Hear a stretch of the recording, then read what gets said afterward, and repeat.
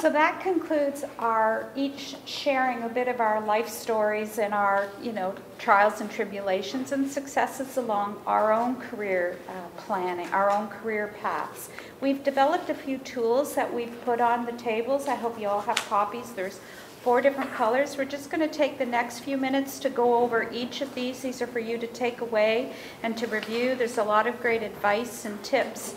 There's a self-assessment tool, and we're each going to just briefly discuss one. And Marlene, we'll start with you with the career planning path.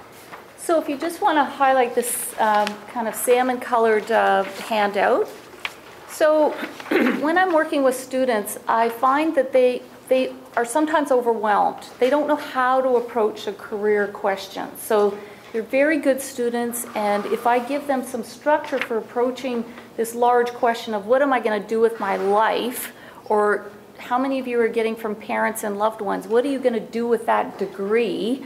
And by the way, there's a great title of a book, and it's in your handout package, but it's structuring out the steps. So the first is, and I think you heard it from the panel members, is know yourself. Who are you? What have you got to offer? What are your innate talents?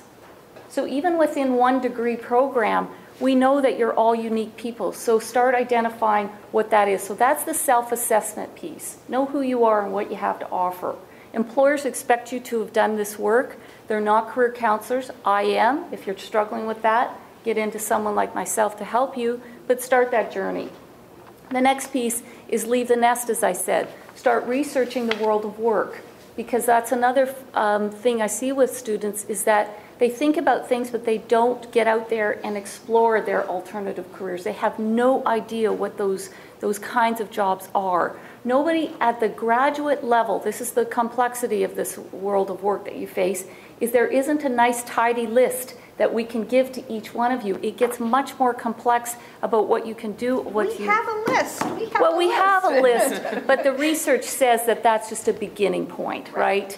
That if we follow you, where you end up is wide in terms of what you do with your degree. For example, Jerry Sinclair. Does anybody know who Jerry Sinclair is?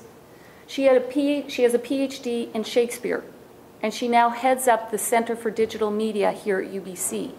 So how did somebody with a PhD in Shakespeare end up in that role? And it's a very interesting story. I won't go through it, but that's why we can't give you one list. We're going to give you one to get you started in terms of your thinking.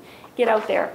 Then start to establish some career goals. Once you know who you are and kind of the world of work, then think about what is it that I want, and then move into action.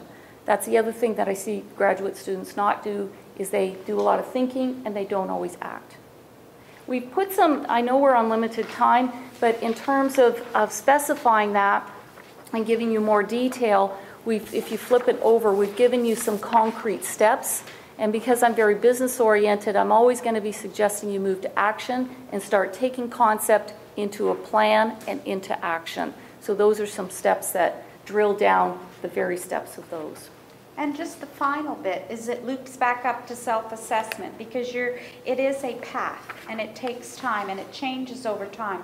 The career you're going to start this year is not going to be the career you're going to have 20 years from now. So you have to review these. Don't ever think it's set in stone, and you constantly go through these as you're anticipating a career change or a job change.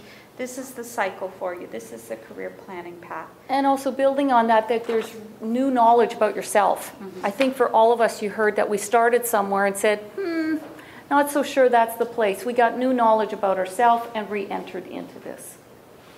Thank you, Marlene.